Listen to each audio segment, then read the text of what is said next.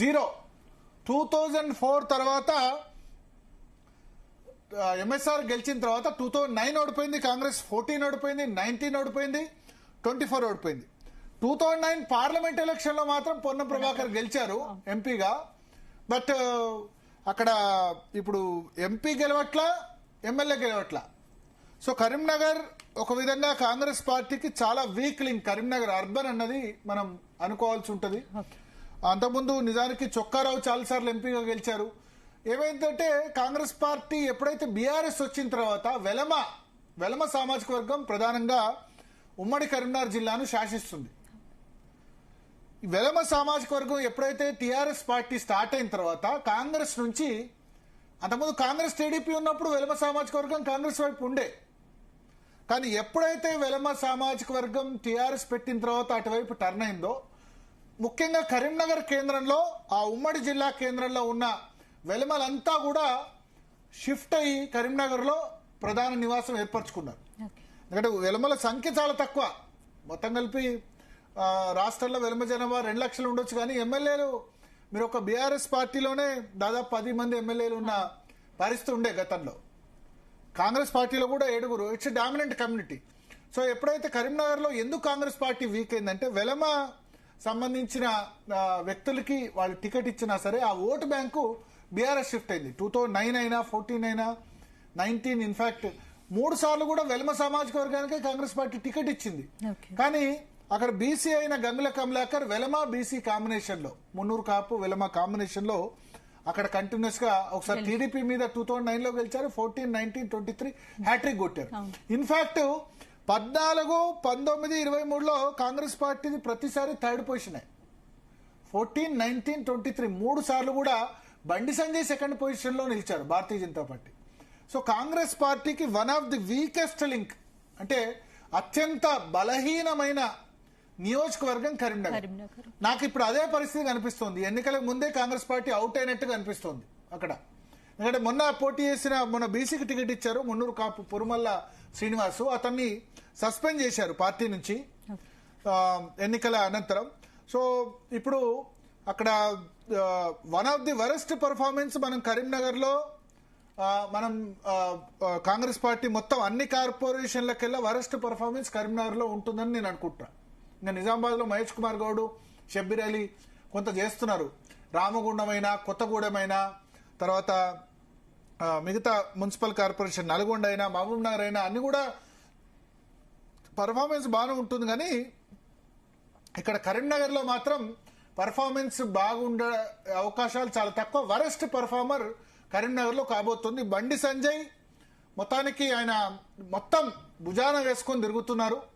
So Bandi Sanjay నిన్న అయితే దాదాపు 50,000 మంది పగడీలు పట్టుకొని అంటే హిందుత్వ పగడీలు పట్టుకొని మొత్తం ర్యాలీగా తిరిగారు.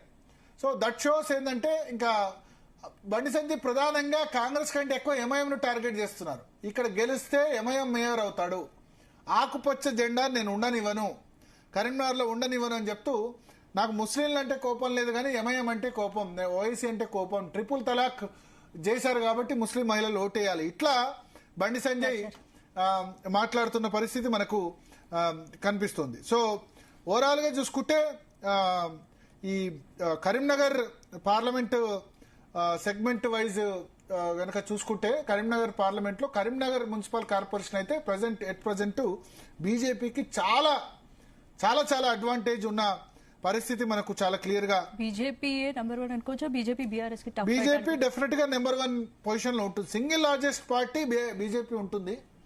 సెకండ్ పొజిషన్ లో బీఆర్ఎస్ ఉంటుందా, ఎంఐఎం ఉంటుందా, కాంగ్రెస్ ఉంటుందా అనేది మనం చెప్పలేం. కొంత బీఆర్ఎస్ ఉండేందుకు ఛాన్స్ ఉంది. గంగల కమలాకర్ 4 సార్లు గెలిచారు, కొంత ఉంది కాబట్టి, లాస్ట్ టైం 33 వచ్చాయి కాబట్టి బీఆర్ఎస్ ఛాన్స్ ఉంది. మేబీ ఎంఐఎం, బీఆర్ఎస్, కాంగ్రెస్ అన్ని కూడా దగ్గరలోనే ఉంటాయని నేను అనుకుంటున్నా. బట్ కాంగ్రెస్ పార్టీకి ఇది అత్యంత వీక్ లింక్ అయిన సీటు. సో కరీంనగర్ గడ్డ మీద ఎక్కువ మనకు కాషాయ జెండా రెపరెపలాడేందుకు ఎక్కువ అవకాశాలు మనకు కనిపిస్తున్నాయి. ఇక వేరే మున్సిపాలిటీస్కి వెళ్దాం. కరీంనగర్లో గోపి ఉన్నారా? గోపి, రామగుండం కార్పొరేషన్ లో నేను లాస్ట్ టైం టాలీ చెప్తాను. 2020లో జరిగిన మున్సిపల్ కార్పొరేషన్ ఎన్నికల్లో 50 సీట్లుంటే మిక్స్డ్ రిజల్ట్ వచ్చింది. TRS 19, Congress party 11, All India forward Bloc సింహం గుర్తు, బహుశా కోరకంటి చందర్ పోటీ చేయించుంటారు ఎందుకంటే అప్పుడు MLA maybe sorry Korakanti Chandar last time MLA 2020లో ఈ ఆల్ ఇండియా ఫార్వర్డ్ బ్లాక్ నుంచి 9 సీట్లు వచ్చాయి. బహుశా ఆయన సోమవారం సత్యనారాయణ చేశారో మరి తెలీదు. అంటే ఇండిపెండెన్స్ ఎక్కువ గెలిచారు. భారతీయ జనతా పార్టీ 5, అదర్స్ 6. సో రామగుండం ఎప్పుడు కూడా సింగిల్ మెజారిటీ ఎవరికి రాదు. సో లాస్ట్ టైం కూడా మిక్స్డ్ రిజల్ట్సే కదా గోపి.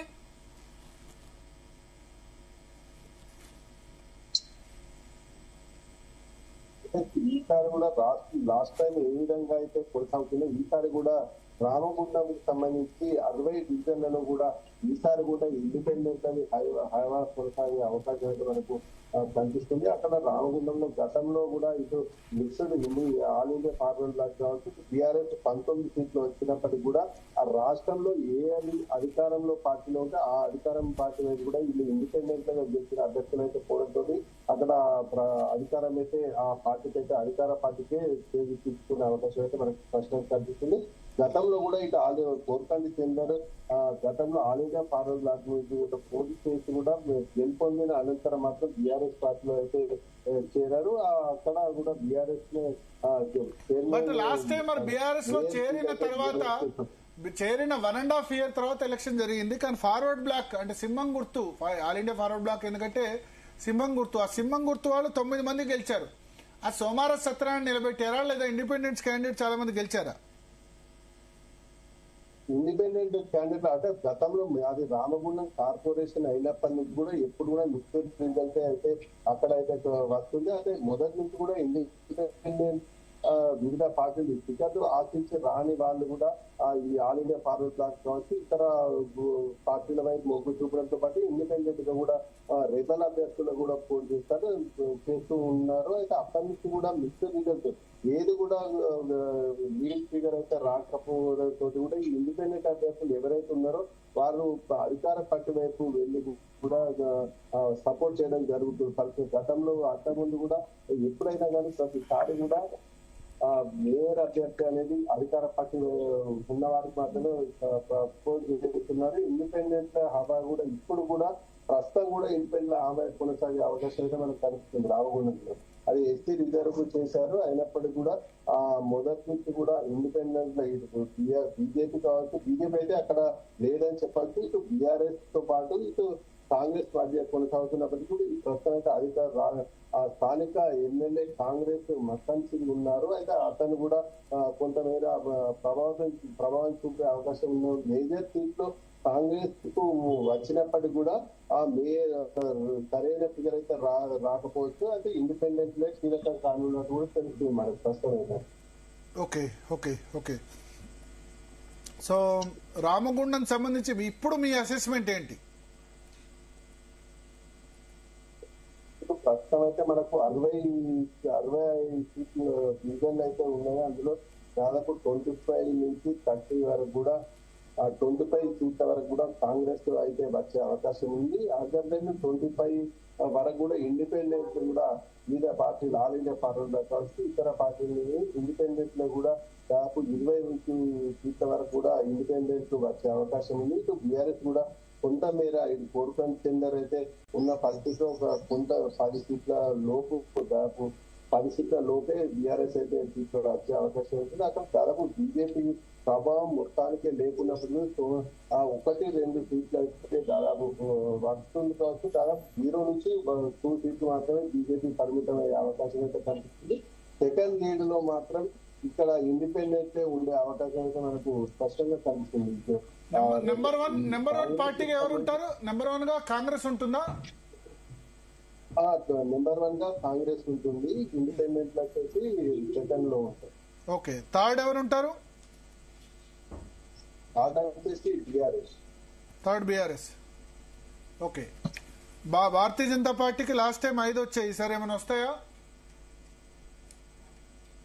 దాదాపు రాకపోతుంది. దాదాపు 1-2 సీట్ల వరకే పరిమితం అయ్యే అవకాశం రామగుండం భారతీయ జనతా పార్టీని ఎవరు కోరుకంటి చంద్రని నడిపిస్తున్నారా? రామగుండం బీఆర్ఎస్ కోరుకంటి చంద్రని నడిపిస్తున్నారా? కోరకంటి చెందారు జిల్లా అధ్యక్షులతో పాటు అది ఓకే ఓకే. సో ఓవరాల్ గా Ramagundam corporation mixer result. Single largest పార్టీగా కాంగ్రెస్ రావచ్చు కానీ క్లియర్ మెజార్టీ రాదు.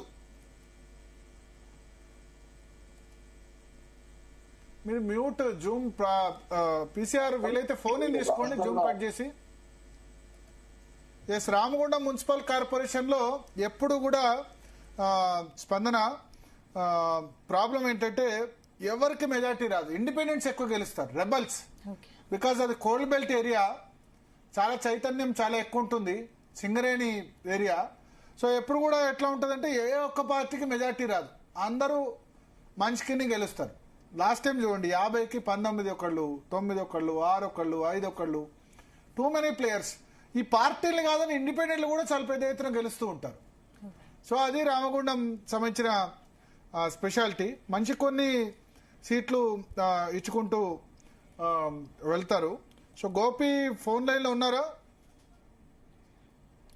యా. సో రామగుండం సంబంధించి అయితే మళ్ళీ ఇప్పుడు హంగ్ వచ్చే అవకాశం ఉంది, కానీ హంగ్ వస్తే కాంగ్రెస్ పార్టీకి అడ్వాంటేజ్. ఎందుకంటే ఇండిపెండెంట్లను ఎవరు గెలిస్తే వాళ్ళని అధికార పార్టీ తీసుకునేందుకు అవకాశం ఎక్కువ కనబడుతుంది. అందుకనే మేబీ హంగ్ వచ్చే అవకాశాలు రామగుండంలో కనబడుతున్నాయి. మఖాన్ సింగ్ రాజ్ ఠాకూర్ రామగుండం ఎమ్మెల్యే అయితే గట్టిగా ప్రయత్నం చేస్తున్నారు. బీఆర్ఎస్ నుంచి కోరుకంటి చందర్ కూడా ప్రయత్నం చేస్తున్నారు. బట్ ఇండిపెండెంట్స్ చాలా కీ రోలు. ఇండిపెండెంట్స్ చాలా పెద్ద ఎత్తున ఎక్కువ సంఖ్యలో ఇండిపెండెంట్స్ దానిలో చేసే అవకాశం ఉంది. సో మాట్లాడదాం. ఇంకా వేరే మున్సిపాలిటీస్ కూడా ఉన్నాయి కరీంనగర్ సంబంధించి. కరీంనగర్ జిల్లాలో మనం మున్సిపాలిటీస్ వైజ్ చూసుకుంటే కనుక జగిత్యాల మున్సిపాలిటీ ఉంది, అన్నిటికంటే చాలా ఇంట్రెస్టింగ్. తర్వాత ధర్మపురి, మెట్పల్లి, కోరుట్ల, రాయికల్, సిరిసిల్ల, వేములవాడ, మంథని, పెద్దపల్లి, సుల్తానాబాద్, హుజురాబాద్, హుస్నాబాద్, జమ్మికుంట ఇవన్నీ కూడా ఉన్నాయి. అయితే ఇంట్రెస్టింగ్ సెగ్మెంట్ వెళ్దాం. జగిత్యాల మున్సిపాలిటీలో మనకు తెలుసు అక్కడ కాంగ్రెస్ లోనే రెండు వర్గాలు ఒకరికొకరు కొట్టుకున్న పరిస్థితి. జీవన్ రెడ్డి వర్సెస్ సంజయ్ కుమార్ ఏమో బీఆర్ఎస్ నుంచి గెలిచి కాంగ్రెస్ పార్టీలో జాయిన్ అయ్యారు.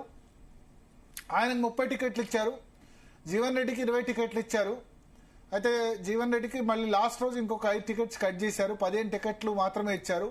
సో జీవన్ రెడ్డి తన వర్గీయులకు టికెట్ రాని చోట ఇండిపెండెంట్లకు తన క్యాండిడేట్స్ అందరినీ కూడా ఇండిపెండెంట్ గా బరిలోకి దించి ఆ ఇండిపెండెంట్లను అందరినీ కూడా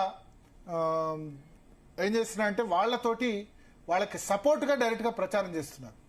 సో జగిత్యాల చాలా ఇంట్రెస్టింగ్. గోపి, జగిత్యాల్లో సిచ్యువేషన్ ఏంటి? ఇవాళ ఉన్న సిచ్యువేషన్ లో కాంగ్రెసే 2 వర్గాలుగా చేరిపోయింది. జీవన్ రెడ్డి వర్గం, సంజయ్ కుమార్ వర్గం, ప్లస్ బీఆర్ఎస్ ప్లస్ బీజేపీకి కూడా మంచి ఓట్లు వచ్చాయి. మొన్న అసెంబ్లీలో బోగస్ రావణి చాలా గట్టిగా పార్టీని ముందుకు తీసుకెళ్తున్నారు. So plus Dharmapuri Arvind direct గా మానిటర్ చేస్తున్నారు జగిత్యాల్లో. సో ఓవరాల్ సిచ్యువేషన్ ఏంటి జగిత్యాల్లో? ఎస్ భరత్, అయితే పూర్తి స్థాయిలో మాత్రం జగిత్యాలలో మాత్రం రాజకీయాలు రాష్ట్రంలోనే సంచలనంగా మారని చెప్పొచ్చు. ఇటు గతంలో అధికారంలో రాష్ట్రం బీఆర్ఎస్ ఉన్న నేపథ్యంలో మాత్రం జగిత్యాల ఎన్నడూ దాదాపు 1987 నుంచి కూడా 4 సార్లు కూడా మున్సిపల్ పీఠం కాంగ్రెసే చేజిక్కించుకుంది. ఇటు అధికారం టీడీపీ ఉన్నప్పటికీ కూడా కాంగ్రెసే చేజిక్కించుకుంది. ఇక్కడ ప్రస్తుతం అయితే లాస్ట్ టర్మ్ మాత్రం 2020లో మాత్రం ఈ బీఆర్ఎస్ అయితే స్థానిక ఎమ్మెల్యే సంజయ్ గెలుపొందిన నేపథ్యంలో మాత్రం బీఆర్ఎస్ కైవసం చేసుకుంది. అయితే ఇప్పుడు వివిధ కారణాలు రాష్ట్రంలో బీఆర్ఎస్ అధికారం కోల్పోయాక కాంగ్రెస్ లోకి జాయిన్ అయినప్పటి నుంచి కూడా ఇక్కడ ఓన్లీ కాంగ్రెస్ 2 వర్గాలుగా చీలాయని చెప్పేసి కూడా మనం చెప్పచ్చు. ఇటు జీవన్ రెడ్డి మాజీ మంత్రిగా ఉన్న జీవన్ రెడ్డి ప్రస్తుతం ఎమ్మెల్యేగా ఉన్న సంజయ్ వర్గంగా కొనసాగింది. అయితే ఈ మున్సిపల్ ఎన్నికల్లో మాత్రం ఇటు సీట్లు అయితే ఇద్దరికైతే పంచడం జరిగింది. ఇటు 50 ఇప్పుడు 30 సీట్లు సంజయ్ కుమార్, 15 సీట్లు జీవన్ రెడ్డి వాళ్ళు పోటీ చేస్తున్నారు. దీనిలో జీవన్ రెడ్డి ఎన్ని చోట్ల ఇండిపెండెంట్ క్యాండిడేట్స్ పెట్టాడు, తనకు వచ్చిన 15 టికెట్లు కాకుండా మిగతా చోట్లు? అయితే ఇక్కడ మనం చెప్పవలసింది ఏంటంటే 50 వార్డుల లోపల ఇటు సంజయ్ కుమార్ 50 మందిని నిలబెట్టారు. ఇటు ప్రస్తుతం అయితే ఇటు జీవన్ రెడ్డి కూడా 50 మందిని అయితే పోటీలో నిలిచారు. ఇద్దరు కూడా అభ్యర్థులు అయితే లిస్టు పంపించడం వల్ల కూడా ఇటు సంజయ్ కి 30 మంది, జీవన్ రెడ్డికి 20 అనేది మొదలు చెప్పినప్పటికీ కూడా అక్కడ చివరి క్షణంలో 5 జీవన్ రెడ్డి నుంచి కూడా మేనేజ్ చేసి సంజయ్ వర్గీయులకు ఇచ్చిన పరిస్థితి కనిపించింది. ఈ పరిస్థితిలో మాత్రం 35-15గా విభజించిన పరిస్థితిలో మాత్రం జీవన్ రెడ్డి అనుచరులు 50 స్థానాల్లో పోటీ చేస్తున్నారు. ఈ 15 మినగా మిగతా 35 స్థానాల్లో పోటీ చేస్తున్నారు. సంజయ్ కి సంబంధించిన వారు ఈ 35 టికెట్లతో పాటు ఈ 15 వార్డులలో కూడా సంజయ్ వర్గీయులు, జీవన్ రెడ్డి వర్గీయులు అందరూ కూడా ఒకటే గుర్తు ఏమన్నా, కామన్ సింబల్ ఏమైనా ఉందా, వేరు వేరు గుర్తుల్లో పోటీ చేస్తున్నారా? వేర్వేరు అయితే మనకు అలయన్స్ వార్డుల సభ్యుల పరంగా కూడా చూసుకుంటే ఇట కొన్ని వివిధ ఏసీ గుర్తుతో పాటు యాపిల్ గుర్తు, ఈ 2-3 రకాలుగా గుర్తులు వచ్చాయి. ఈ గుర్తులలోనే పోటీ చేస్తున్నారు. కామన్ సింబల్ అయితే ఎవరికైతే